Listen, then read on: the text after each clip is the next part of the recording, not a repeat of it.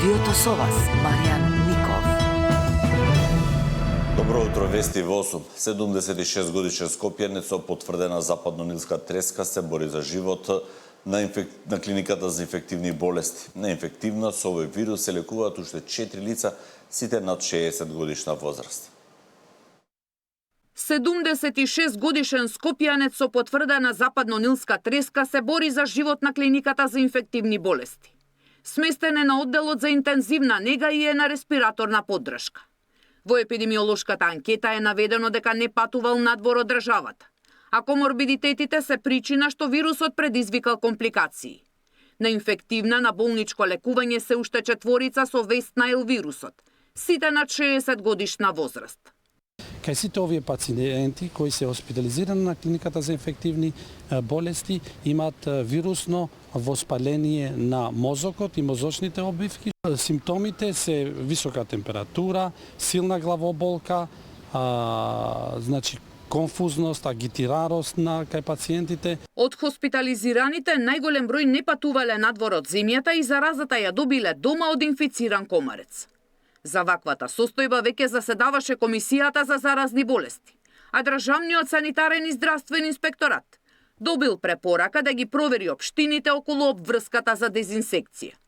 Инаку симптомите најчесто се јавуваат 14 дена по каснувањето, а најголем број поминуваат и без да знаат за присуството на вирусот. Последните 12 години, во 2026 има најмногу регистрирани случаи со Вест Найл вирусот. Изминатиот период на инфективна на болнички третман имаше и заразени со денга, маларија и зика, од кои најголем број патувале на Малдиви и Занзибар. Сања Димитровска, Сител телевизија.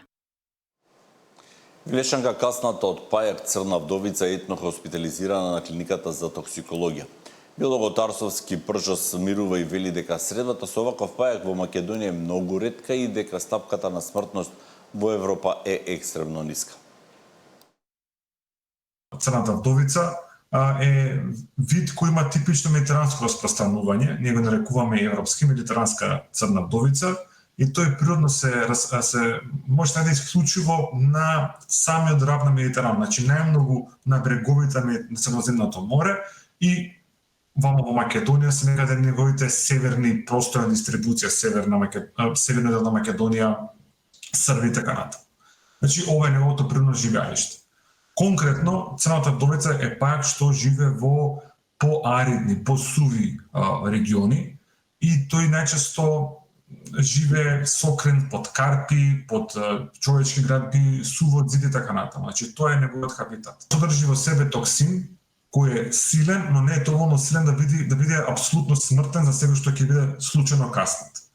Значи во Европа просекот е за прека 2 до 2 случаеви од 1000 каснувања завршуваат со смртоносни последици и тоа секогаш се должи на некои претходни медицински проблеми, дали се срцева слабост, дали се бубрежна слабост, така натаму.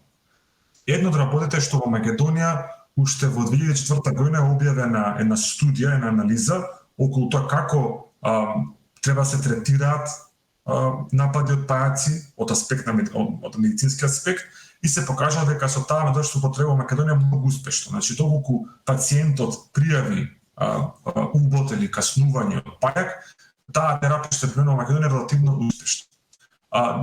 Овој пајак е забележан на територијата на Македонија последните службено официјално последните 30 години и тоа е со многу точкаста дистрибуција. Значи ги има само во овие посуви дел од Македонија, значи Овче поле, Сламдол, делови од Пелагоја, значи тие низински посуви делови од Македонија, Мариово и така натаму. Сега за самиот пајак постои многу голема митологија, легенда, самото име звучи црно, страшно, Црна вдовица, дека како ќе касне сигурно ќе ве убие, што не е така случајот.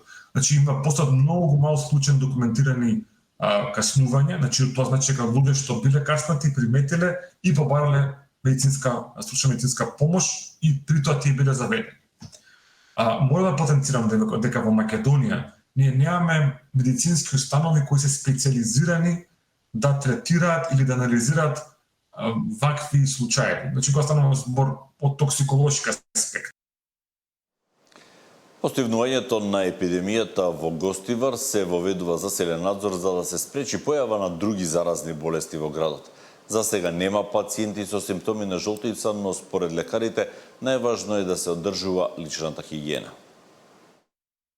Еден алерт до матичните лекари, до здравствените институции во Гостивар, да сега фокусот го стават на следните предизвици.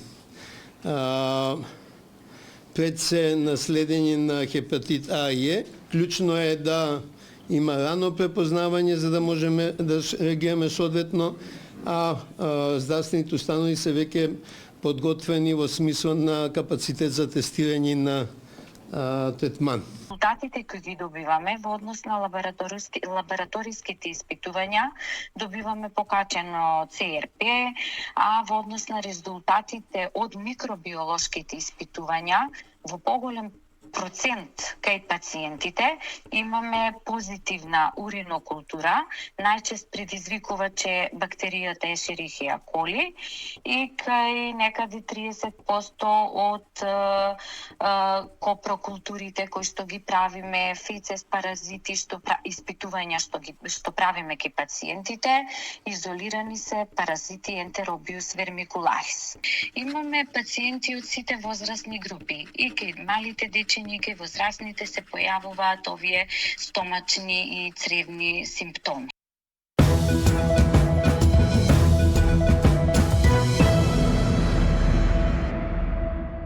Премиерот Христијан Мицковски очекува пад на цената на горивата од идната недела. До тогаш владата ќе следи состојбата, пошто ќе решава дали има потреба од носење на нови мерки. Премиерот Мицковски очекува следната недела да има поголемо намалување на цените на бензините и дизелот, откако суровата нафта на светските пазари падна на околу $86 за барел. Тој најави дека во понеделник владата ќе направи нова анализа на цените, пошто ќе се знае дали ќе има дополнително кратење на акцизите или намалување на ДДВ-то за нафтените деривати. Знаете дека на 2 недели се анализираат акцизите. Сега завршува онаа втора половина од месецот и веќе во понеделник ќе направиме просек за практично за втората половина од месецот. И врз основа на тие параметри ќе се делува на цената на нафтените деривати. Добро е што 2 дена поред паѓа цената. Она кое што е важно, а тоа е дека ова е берзански производ, сите ние државите купуваме од исто место, а ние како држава имаме убедливо најниска цена на дизел горивото и на безоловниот бензин во регионот, па и во Европа, би рекол. Од денеска бензините се продаваат за 3 денари повеќе, а дизелот за 4,5 денари. Споредбата со цените од почетокот на март покажува дека за неполни 5 месеци бензините поскапеле за 18,5 денари по литар, додека дизелот е поскап за 27,5 денари. Така од самиот старт на енергетската криза до денеска, цената на Евросупер БС 95 се зголемила од 74,5 на 93 денари. 98-октанскиот бензин од 76,5 на 95 денари, а дизелот од 71 на 98,5 денари за литар. Председателот на регулаторната комисија Ристов вчера посочи дека главната причина за високите цени не е недостигот на сурова нафта, туку намаленото производство на нафтени деривати поради нарушената работа на дел од рафинериите, оштетени во војните конфликти меѓу Русија и Украина и на Блискиот Исток.